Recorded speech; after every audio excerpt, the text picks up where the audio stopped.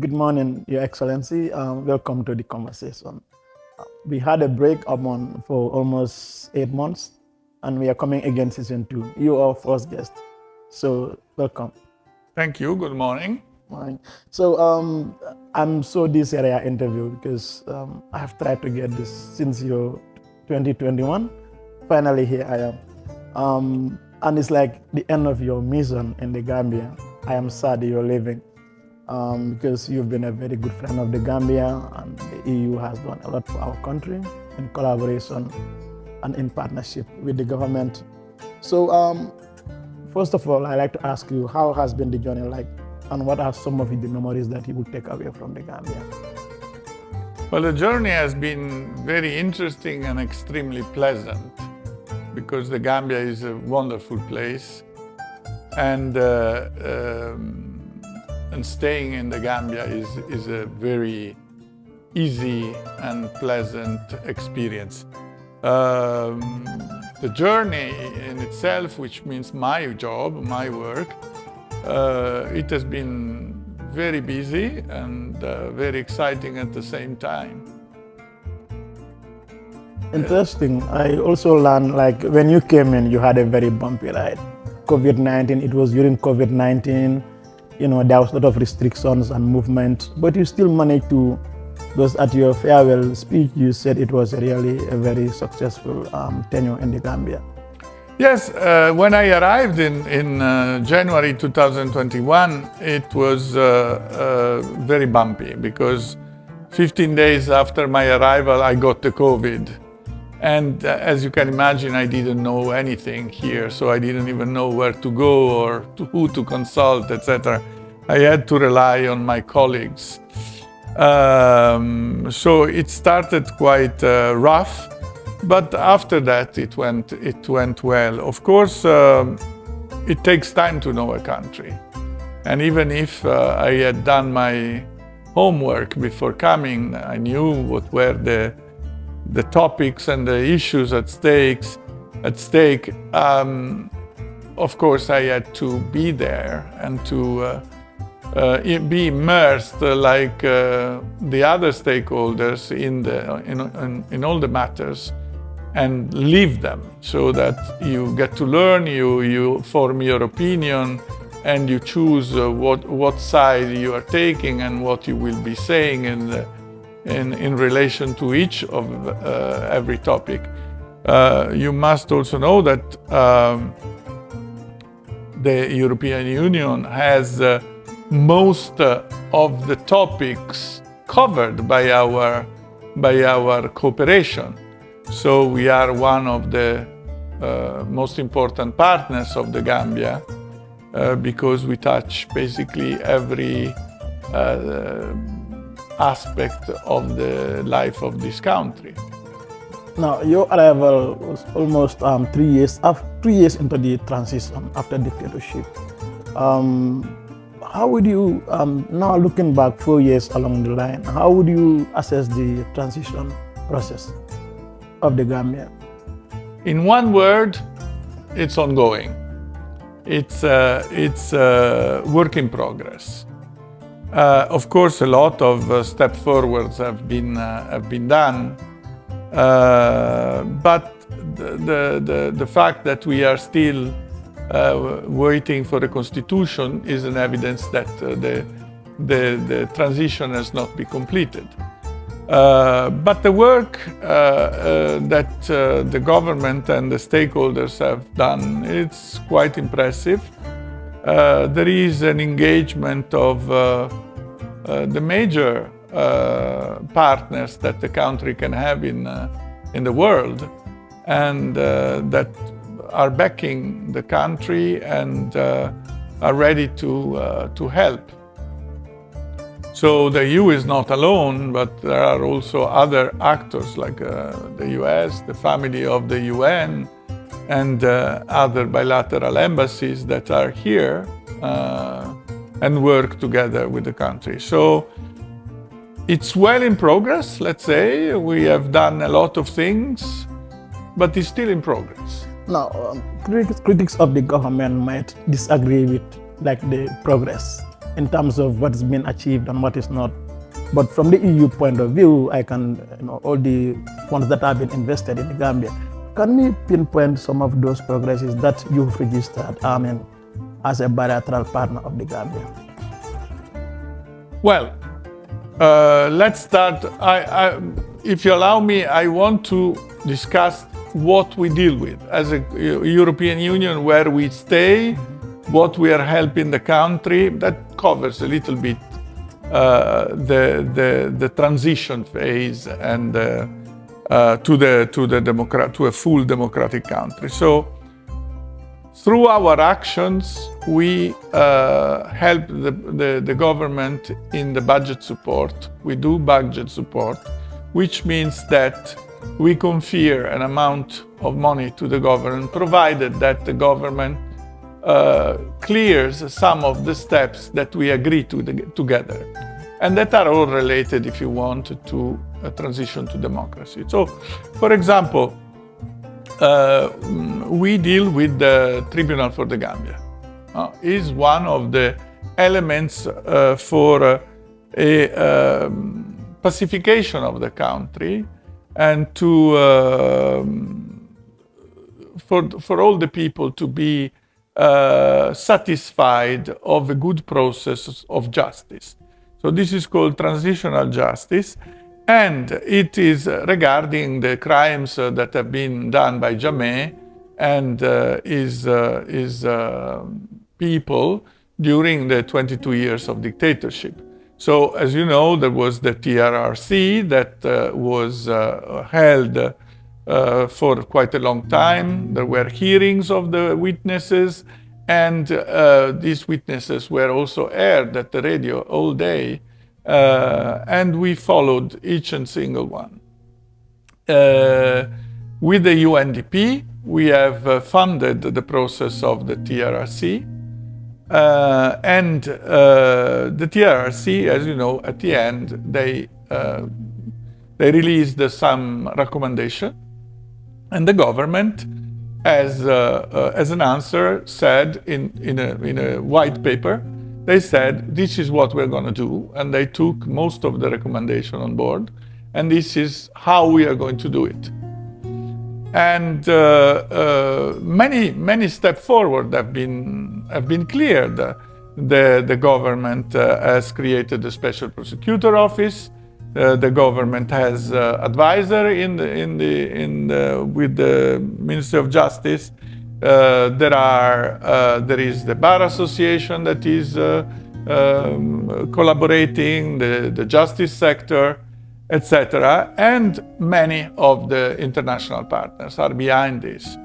We are ready to fund an international tribunal. Now, you follow, of course, better than I do what are the news, and now we have a bump in our let's say, foreseen path to the International Tribunal, and is that the ECOWAS, that was supposed to give the international umbrella to the tribunal, the ECOWAS expressed some concern about the international dimension under the ECOWAS umbrella.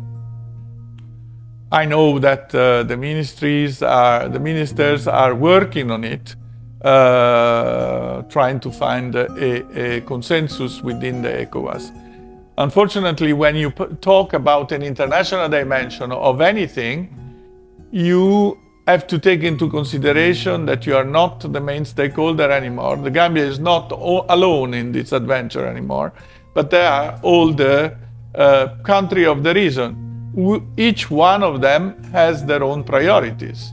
So, for example, there are countries that they may not see with good eye the fact that ECOWAS covers an international tribunal of a country, because they may be called in the future to have an international tribunal also for their country, and maybe they may not want this. So this is a difficulty that the country is facing at the moment, but I know that solutions are on the way. They are thinking on how to tackle this, and of course the last word is not yet said, because it will be said during the summit of December, no, of the heads of state. In the meantime, we all wish the best to the country to manage to convince their partner countries in ECOWAS to agree with the international dimension of the tribunal. Why is there the need of an international tribunal? Simply because the Gambia doesn't have certain laws that are retroactive in order to prosecute certain crimes. So the international dimension gives the right set of laws, the international common law, that allows the Gambia to be used, to use them for put into trial certain crimes that were not foreseen by the Gambian law. For example, the torture. Now the Gambia, as you know, has a law for the torture, but is not retroactive. Not only that, but there are also countries outside the Gambia that were hit by the fury of the previous regime, and they may be stakeholder in an international tribunal. No, for example, Ghana. There were the 66 or 67 victims that were Ghanaian. So this may be interesting for them to have the possibility also to seek justice also for their people. But as I say, the country has to convince also the other member states of ECOWAS of the good to have an international tribunal. Now budget support. I remember very well when the transition government came. I think a big chunk of the budget came from the EU, and then a year later, the EU convened international summit on the Gambia to finance the development plan and bringing together all the donors. And I think since then, you have not been going back. The EU has been standing by the Gambia. Why is the Gambia very important to the EU? The Gambia is important. Is important for the EU because it's a very strategic country. It's in a very, very sensitive corner of the world, which is the West Africa, where we know the situation is not always very good. In certain countries you have had coup d'etat, in certain countries you have dictatorships, and in certain countries there is a strong unrest. The peaceful corner of the West Africa is the Gambia and Senegal. Now, the Gambia, being a small country, is very easy to improve or deteriorate because it's very small and it's very narrow inside Senegal.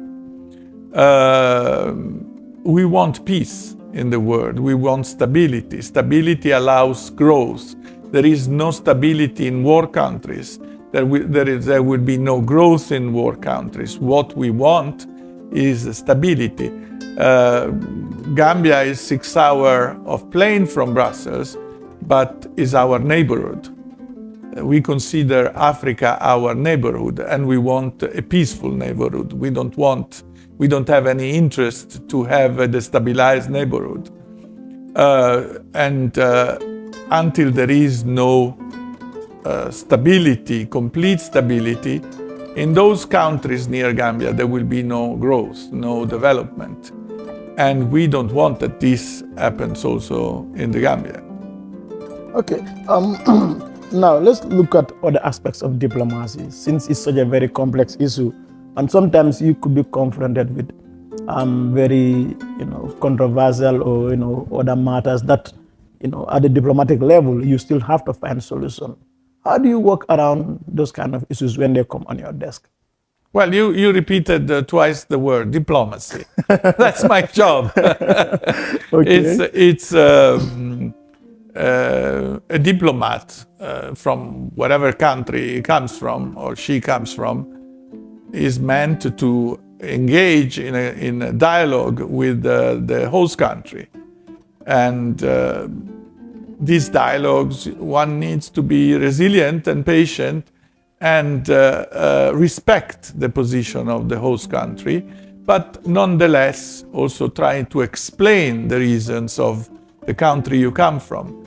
And that is a very, it's not a very swift process. There are things, many, where the Gambia and the European Union see eye to eye, and others that we don't. But the important is that we remain engaged and discuss and try at each time new solutions. And that is the work of whatever is the diplomacy and what is behind the diplomat, which is his own country or his own group of country, like in my case. So what I do, I am a sort of intermediary between what I understand from the country and reporting back to my country and proposing solution. And then in my country, they will discuss and they will tell me, no, okay, our line is this, you have to report this. So we play an infinite ping pong game, but every ping pong that we do, the matter changes. And this is the nature of diplomacy, is a evolution of the position of two sides. Now, one will say you are lucky that your time didn't coincide with Yaya Jammeh and Banjul. We've seen that the European envoy who was here was asked to leave by Jammeh because, certain pressures on our human rights issues and all that. Have you experienced any kind of situations like that, where probably the State House will summon you and said, we don't like what you are doing, you're blah, blah, you're interfering and all that stuff. Have you ever experienced that during your time here? No. No, I have always had very nice exchanges, also when we didn't see eye to eye. Because I must say that the Gambian diplomacy is very well developed, and there is always a respect to me as a person, but also to our position. And what I have to answer with is always the same respect and the same attitude. So we can also not see it eye to eye, as I said, but I have never been summoned or called or during the night, what have you done? No, it never occurred. Interesting. It's a job that is always under pressure, because I am in the middle between two parties. So, I am in a country where there are different people and different group of pressure. There are two major parties. One represents the government and the other the oppositions, plus a number of other parties. There are a lot of interest inside, etc. So you are in the middle of all this. But if you remain focused on what is for your boss, for my boss, for the European Union, the priorities, then you know how to navigate the things, and you tend to eliminate whatever is useless to your main focus, no? And also, there is no use in going with a belligerent attitude and, let's say, patronizing anybody. This is, we are civil human being, and we treat each other with respect. Now, one of the gray areas between the EU and the Gambia is the matter of migration.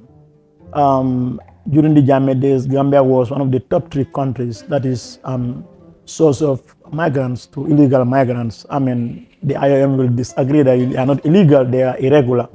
But the back way is a big problem for the EU. And then since the change of government, a lot of funding has also gone into tackling this matter. Where do we stand in relation to this complex issue of migration between the EU and the Gambia?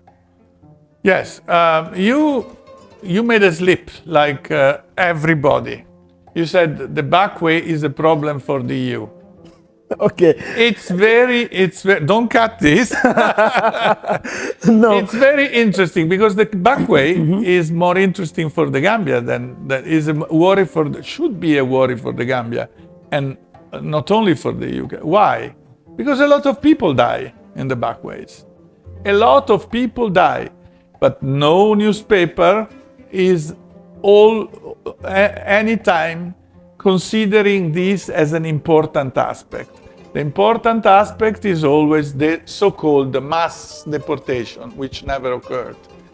So that is the problem of an issue. When it is too much politicized, there is a black and white, the yes or no, the wrong and the right. No, it's such a complex issue. What we do as European Union is this. We tackle the root causes here. We have many projects that tackle the root causes from migration, okay? We have given jobs, we have created projects for giving skills and entrepreneurship. We have stimulated internal and external trade. We have taken people out of the street, literally, and gave them jobs. We are working also in the security sector, collaborating with the different corps that guarantee security to the country. And we will be improving this, especially in the sector of education and climate change. Climate change seen as one of the root cause, because when you cannot cultivate rice anymore, you don't have your job anymore. No? So because there is not enough sweet water, etc., etc. That is climate change that has an impact on poverty and an impact also on migration. So we do our part, but we live in a world, especially in Europe, where migration became a huge problem. Why? Because you see the Gambia only. And the Gambia, when you said it was the third country for migration from Africa during the time of Jammeh, but still it remained 13,000 people per year. We have countries that migrate in the millions to Europe. So we have per year. So we have a big problem of migration. Why? Because the Europeans, the citizens, see their countries changing because they are scared that they will not have jobs anymore because the foreigners will come to pick the job. So and I think that anybody can understand this. I saw not even 1 month ago, 66 people have been expelled from the Gambia. So it happens everywhere in different measures, but it happens everywhere. Now, for some reason that I fail to understand, Gambians are very attracted from Europe. They go to Europe, but they also go to Central America. They go to North America. I've seen a documentary the other day where people were expelled from Costa Rica, if I'm not wrong. So it's a natural thing in the human being is to migrate. But migration needs rule and needs that everybody works in the respect of this rule. Because in Europe we need people, because we are a continent that makes not so many children. And because we have a certain way of life, our way of life needs people to work and pay taxes. So we should be welcoming migration. But the problem is that the migration that comes, for example, from the Gambia is not a skilled migration. Are people that they don't even speak English often, and that they have no skills, and that once they arrive to Europe, they may not contribute to the general society. but they stay on the border of the society. And more than that, there is an international law that says that people must have a legal claim to remain in a certain country. And the same law says that the people that are originated for a country, that country is obliged to take them back. So when all this will be solved, so we will have skilled migrants to Europe, that will be easy for Europe to integrate them. When the non-legal migrant will be taken back by their country, that will also smoothen the things. Now is the most difficult dossier that I have here. The migration is very complicated because it's a political issue. If the European politicians don't show that they are in control of the migration, Europe will get more and more intolerant. Here in the Gambia is the same but the opposite reason. If the government doesn't show understanding for the migrant, that government will face more and more problems. So we both have political reasons for making this a very complicated dossier. Now, you mentioned something about deportations. We have also, well, it was a bit controversial whether or not there was an agreement between the EU and the Gambia. Of course, the European Union clarified that, under international law, you don't even need an agreement for the Gambia to receive their citizens from Europe. And I think there has been some progress. We've seen that there was visa restriction because the Gambia was not cooperating to allow their citizens to come back.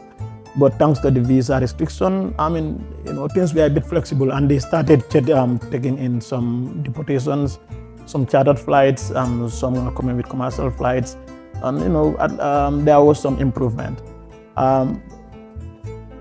Are these deportations going to continue, or is there another way around that you guys are working this out together? At the moment, the Gambia doesn't accept deportations anymore.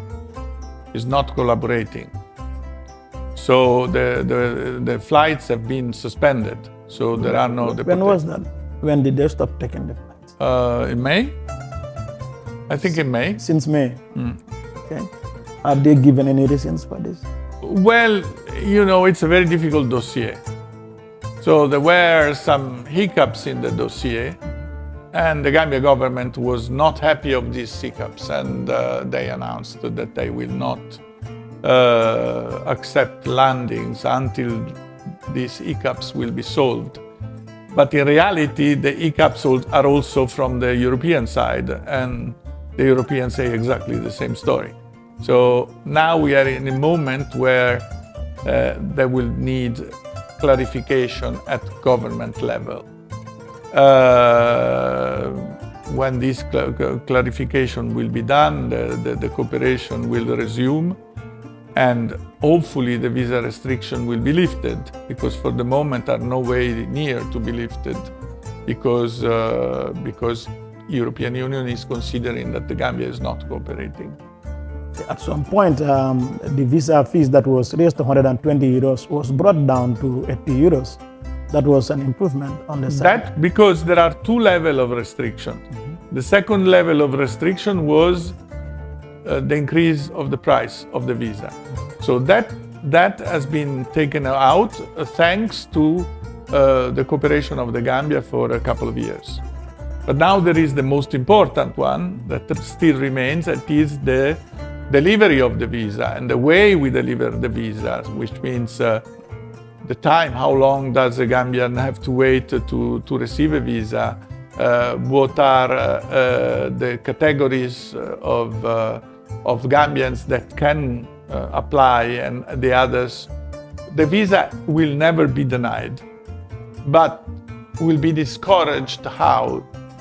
With the time. One can wait 6 months to have a visa now at the moment, because it's part of this scheme of restrictions. No? But the cost has gone down because that restriction has been eliminated.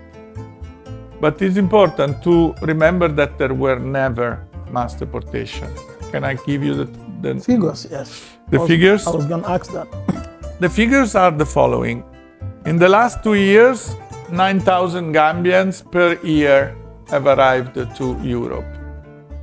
23 and 24. Almost 9,000 per year. Whilst the deportations since 2022 have a total of a little more than 600. This is the deportation that we have done in 3 years, so almost 3 years. So, mass deportation, no. It's, you want to call it deportation, okay, but not mass. These were all people that didn't have the legal remedies to remain in the European Union. We don't deport people who has the legal remedy. You know, there are around 80,000 Gambians that can stay in Europe for their life because they have a permanent residence. Only in some member states they had been giving blanket permits to thousands of Gambian, you know. As you know, this week the Prime Minister of Spain will come to discuss with President Barroso on migration.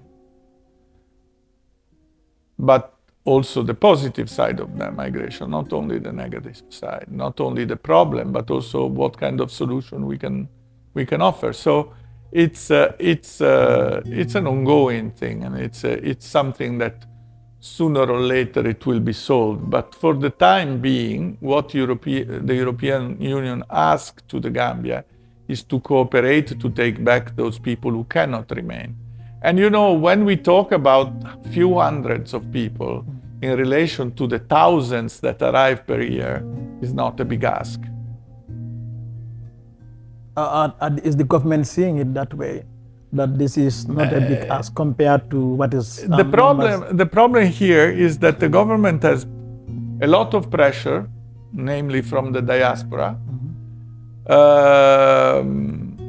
that for some reason also some of the media don't have the interest to say the thing in a balanced way, you know.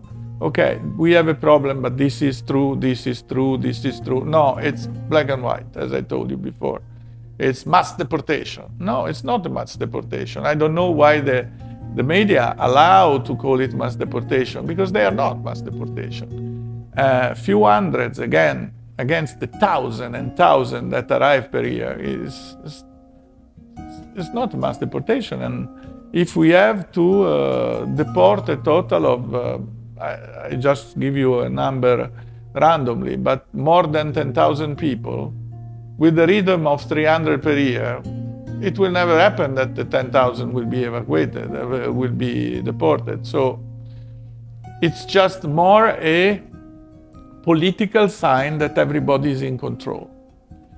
But as I always say to the media, but also to representatives of the diaspora, etc., guys, you need to pay attention, because you want to remain in Europe and you want your lifestyle to be protected. If you are happy in Europe, you have the interest to remain.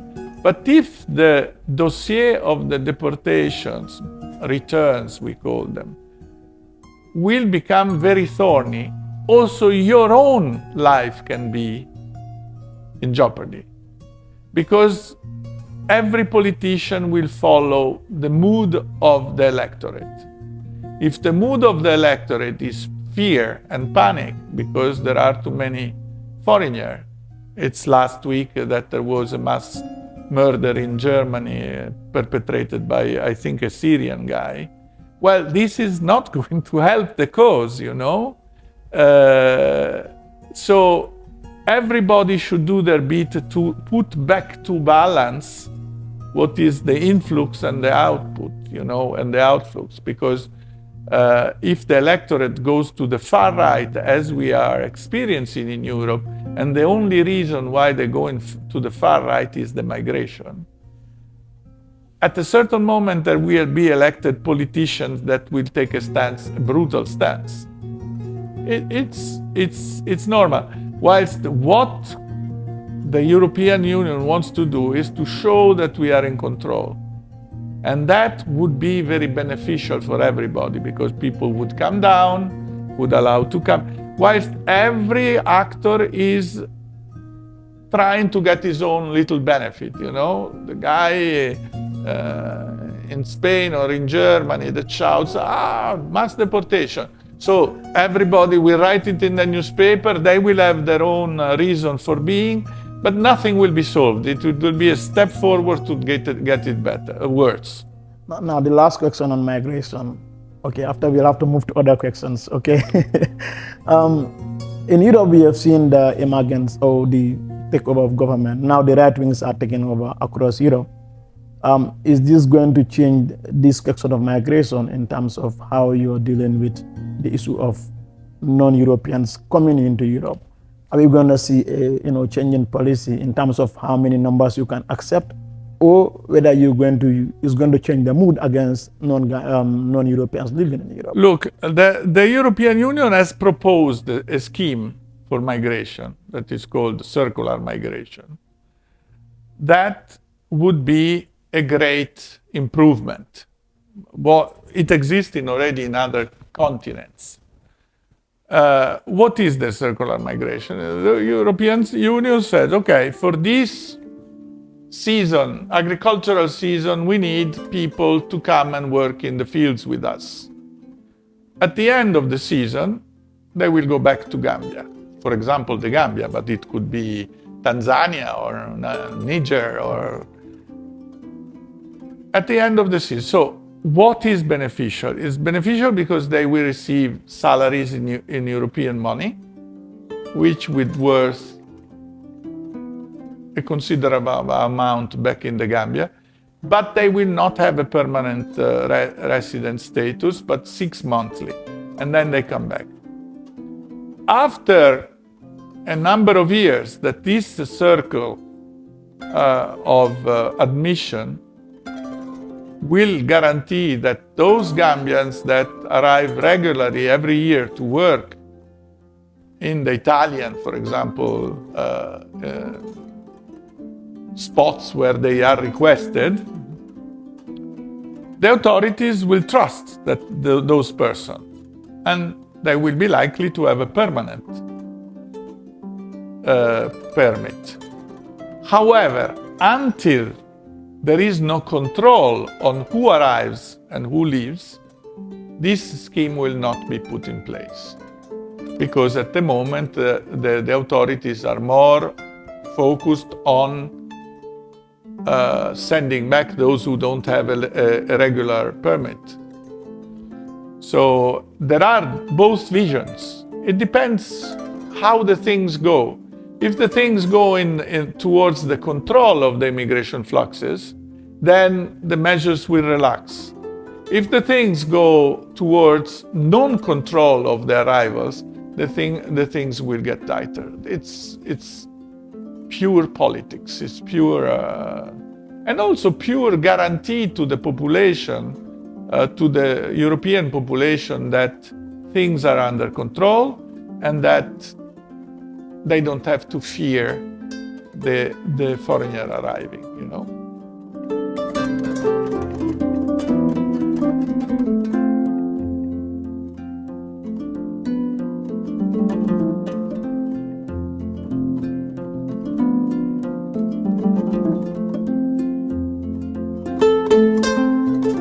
Viewers, welcome back. This is the first episode of our conversation, season 2, with His Excellency Corrado Pampaloni, the EU ambassador to the Gambia. Your Excellency,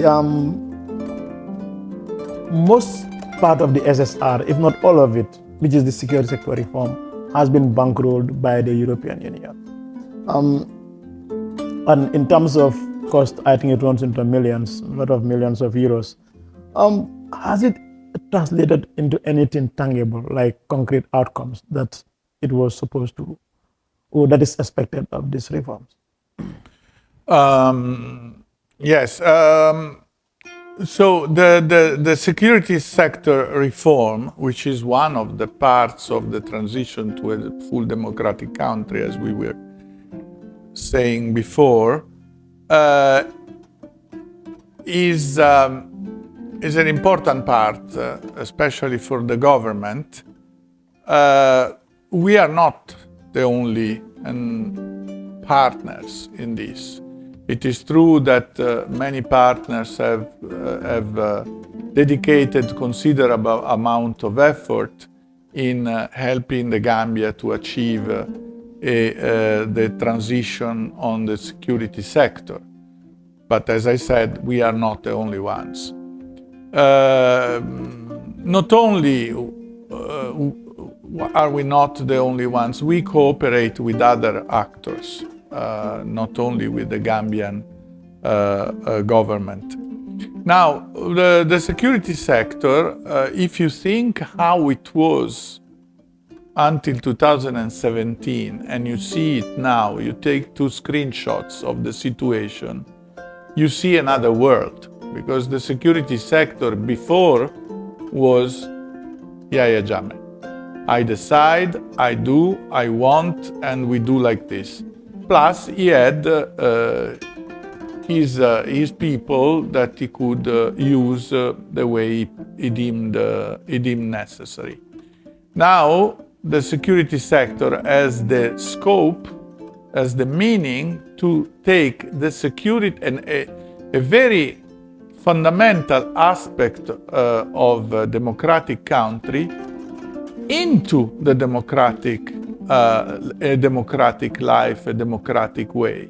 So, what do they do? They created an office that is the National Security Advisor Office, and that is in charge of coordinating many of the aspects of the security sector reform. They created a Minister of Defense because there was no Minister of Defense before, because it was Yahya Jammeh. Now we have a minister who is in charge of coordinating and running the policies for the management of the security forces and for the security guidelines.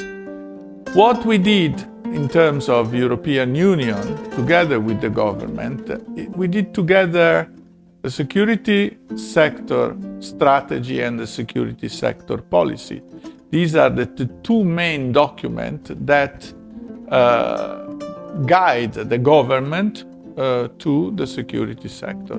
Without that, you don't have anything, because you need to know what kind of army do you want, what kind of security corps you want, how they are organized, what is their scope, what is the limit of their action, how the human rights are integrated into the security sector, what is the dedicated expenditure to the security sector. All these must be taken into consideration, and other items must be taken into consideration when you deal with this. And this was not the case before. So now, of course, there are also bills that have been approved, proposed by the government and approved by the National Assembly on the security sector. Concretely, apart from the security strategy and the security policy, we have also worked with the police, for example, and we are building police stations that are of international standards, that respect the human right, where the people that have been arrested or, let's say, halted by the police are treated with certain standards. And these police stations are still, we built 2 police stations here in Kanifing, but we will build further police station more towards the outside the combos. Now, we have helped the country to be connected with the rest of the world. For example, with the project of WAPIS, they are connected with the Interpol. So we have a collaboration among all the police of the world with the Gambia. It's a fundamental part of every investigation. Every people can be signaled, can be flagged, and is part of the Gambia is part of the world web of investigation. We have worked with the Navy in training.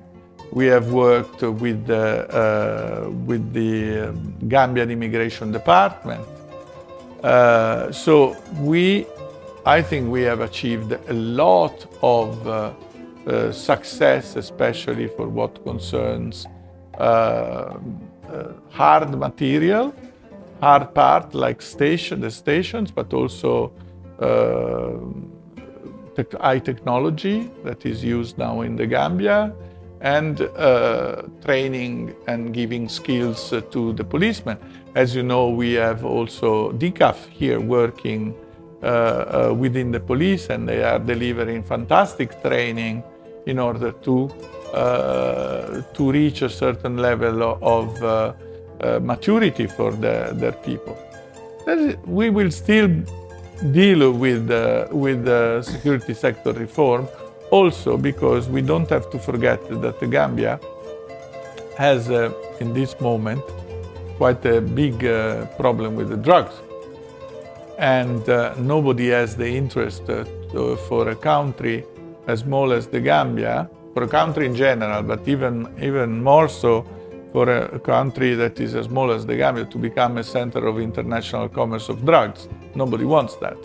So we are also collaborating on this aspect, and it's all part of the allowing this country to be secure and safe for everybody. Now, the ordinary Gambian, when you talk about security sector reform, most of the Gambians would look at, since 2017, they wanted security sector reform. When I say they, it's not the EU, but this is government and this is the stakeholders. And then that was the reason why, for example, we have economic station in the Gambia, so that security sector reform can take place, and then the new reforms can also lead to a more secure and solidified security framework. And then the EU was funding 2017, 2018, but later the EU is no longer funding the economic. Now it's focusing on the civilian security, which is the police and then the immigration, and like you said, the Navy. Was there any specific reason why you shifted focus from economic to the police, or generally, why did you stop funding the economic station in the Gambia? Well, economic mission in the Gambia. ECOMIG we funded until 2021. In reality, it's only 3 years that we fund ECOMIG.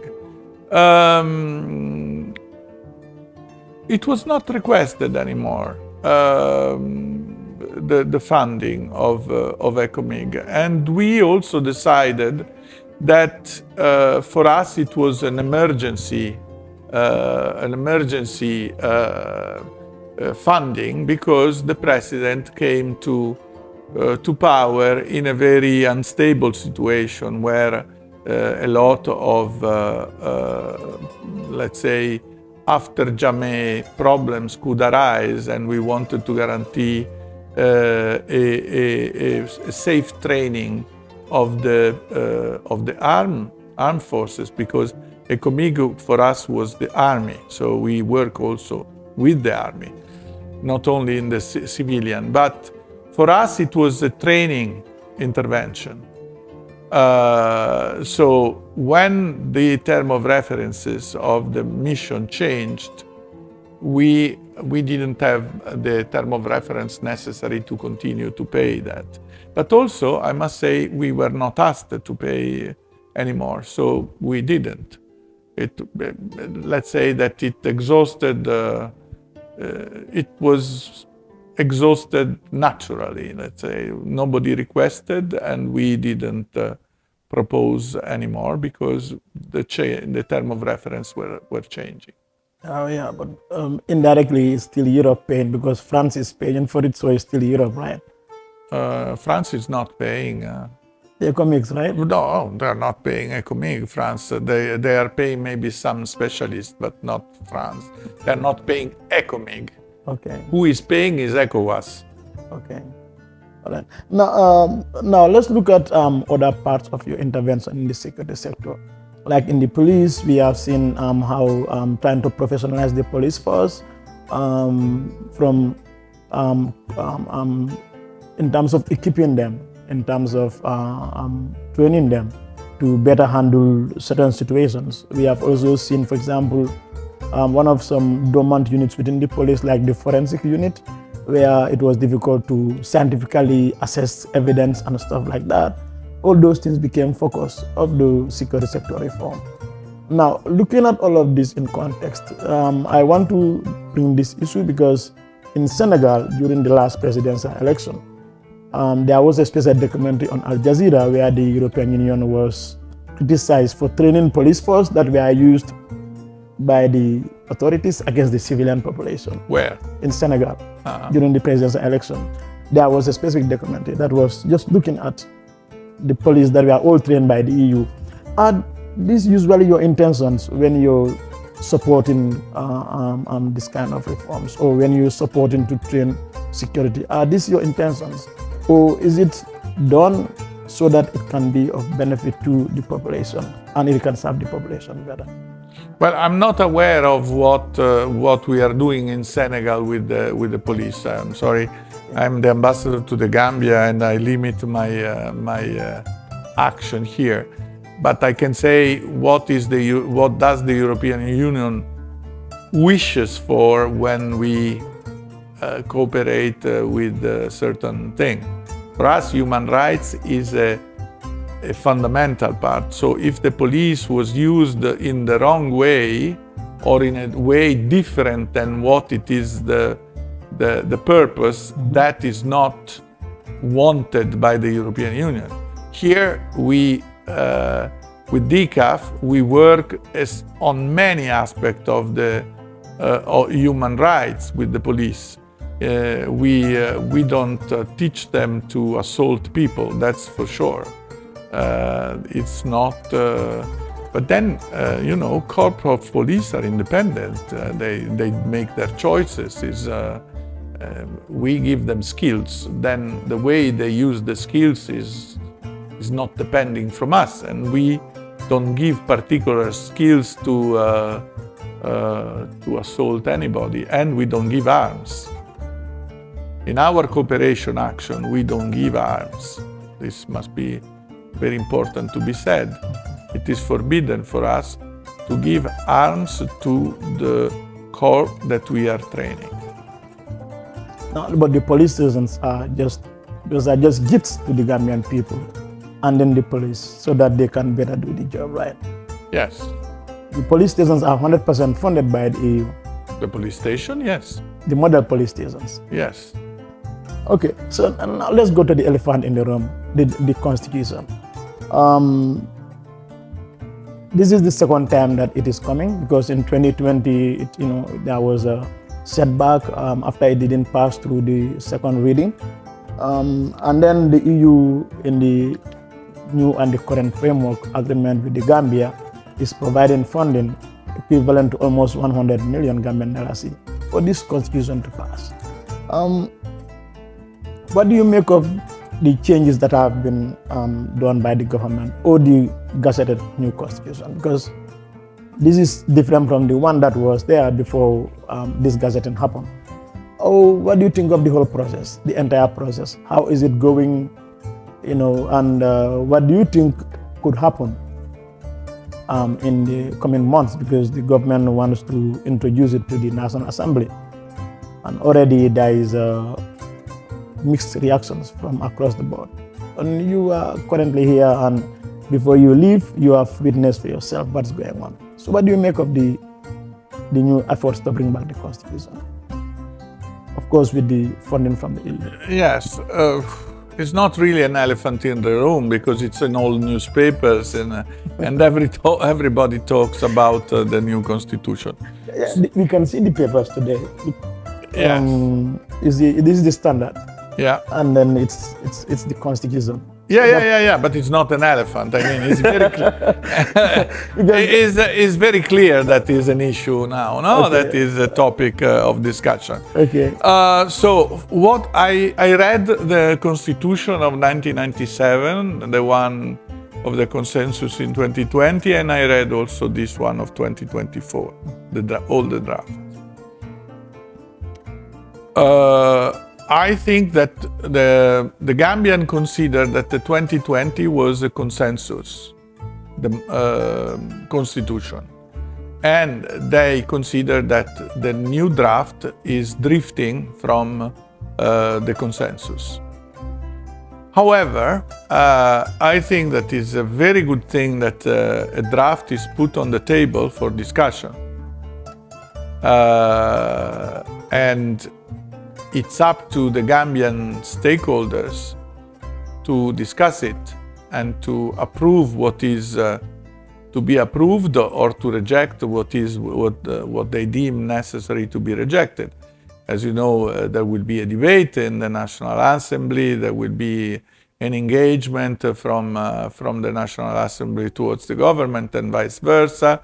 There will be the civil society that will want to be heard. There will be the lawmakers that will want to be heard.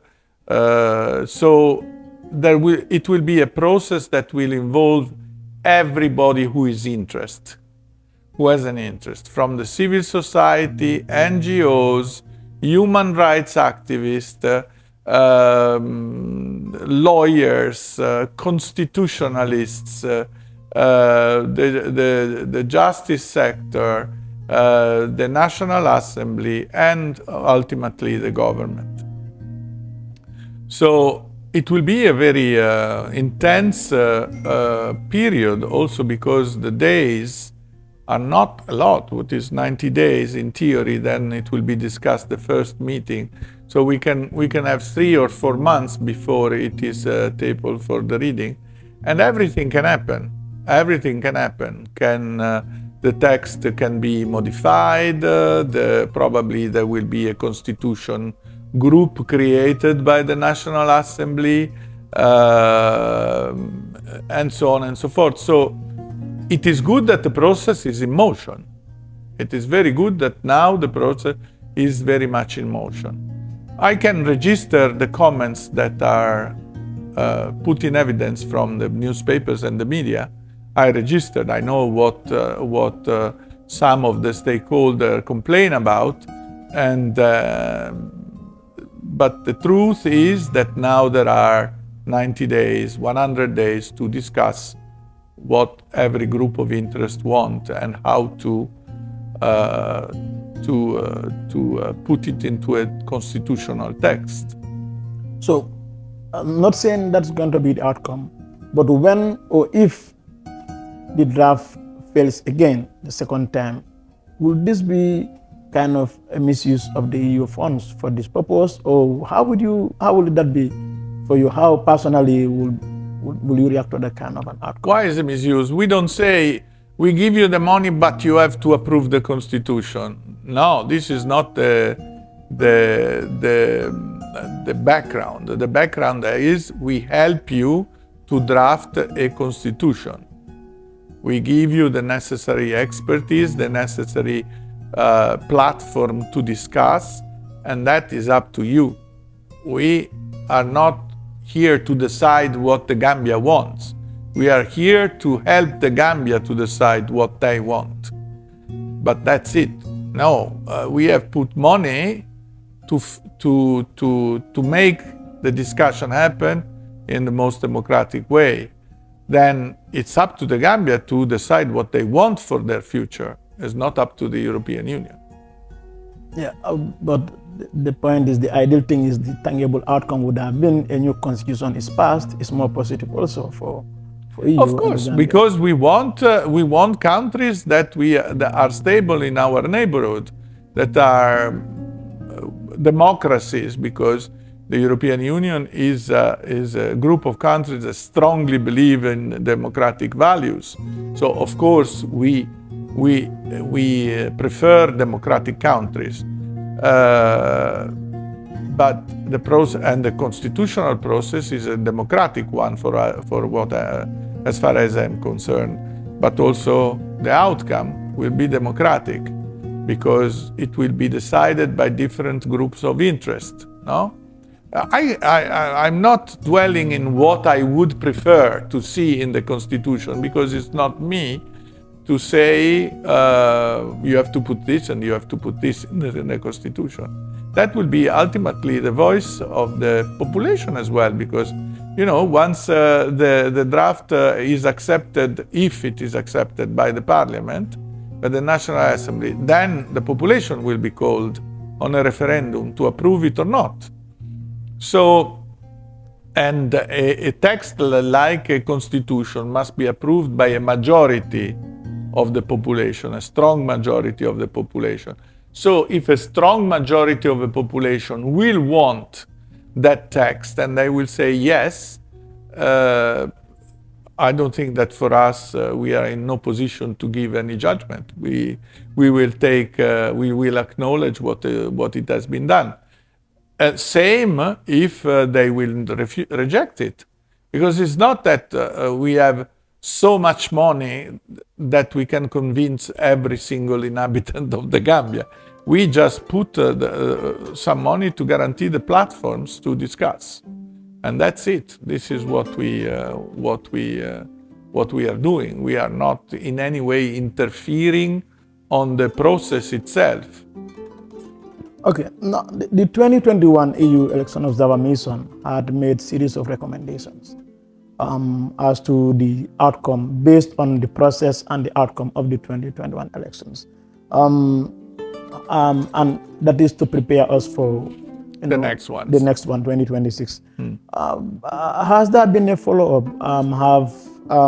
Has any of these recommendations been implemented as far as the EU is concerned as a stakeholder in the election process?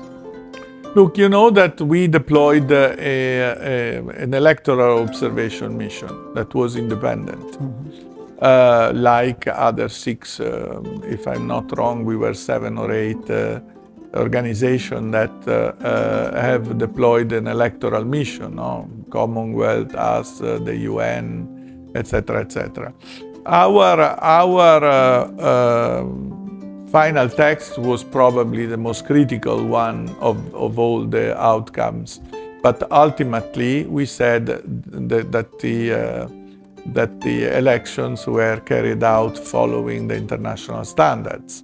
So, but the mission also left a number of recommendations to be, as you said, to be followed up by the government. I said the word independent because they still are, and they're coming end of the year, I think end of October or November, to make the follow-up. So in preparation of the 2026 election, now they will come and make the follow-up of what are the recommendations that have been taken into account and what not.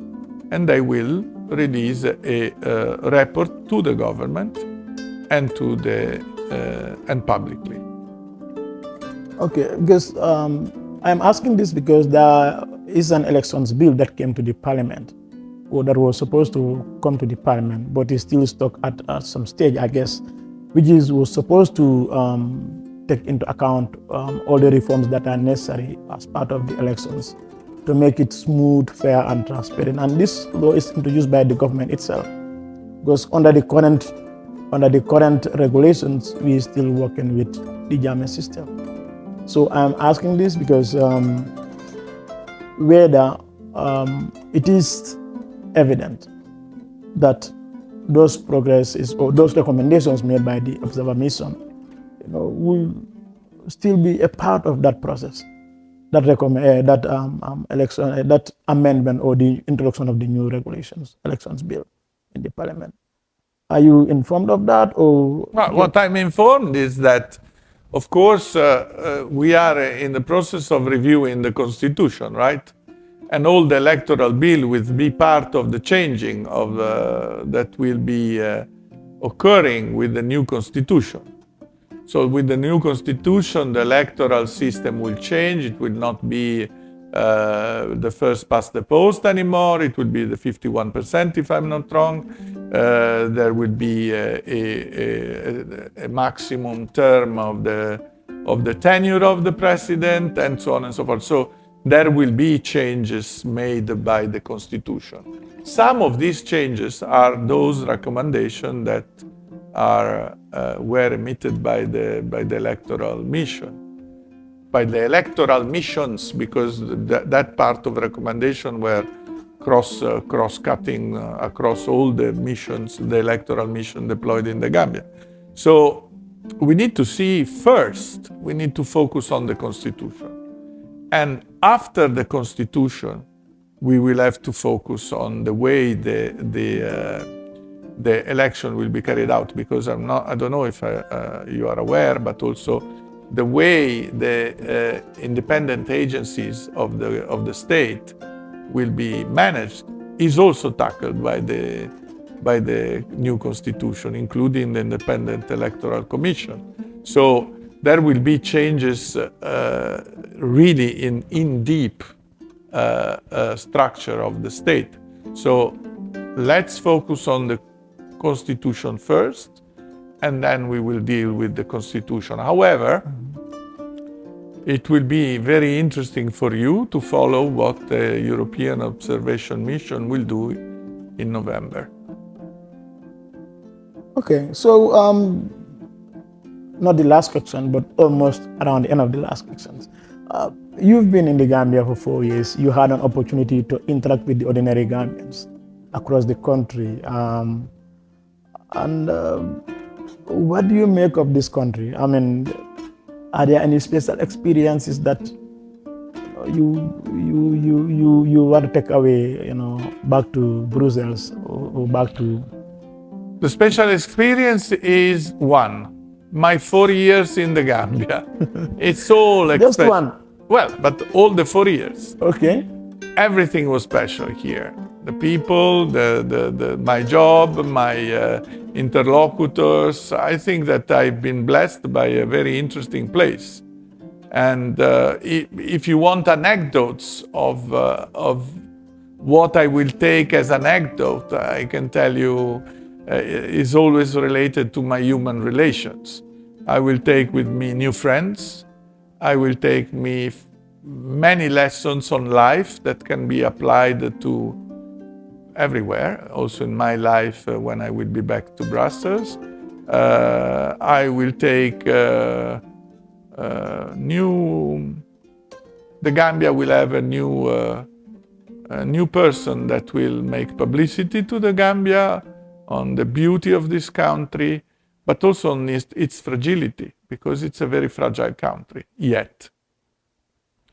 You have one of my best experience, here you have an anecdote, is when I went to Janjanbureh. I went to Janjanbureh several times because for me it's a very special place. It has something that I cannot even explain because it's a poor part of the country, but is magnificent. And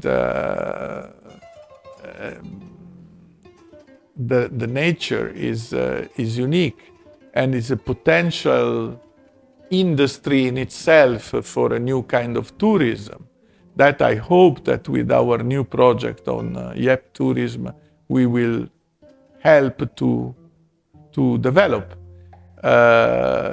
There are also possibilities that all these may be jeopardized by the climate change, for example, or by interests that are not really, let's say,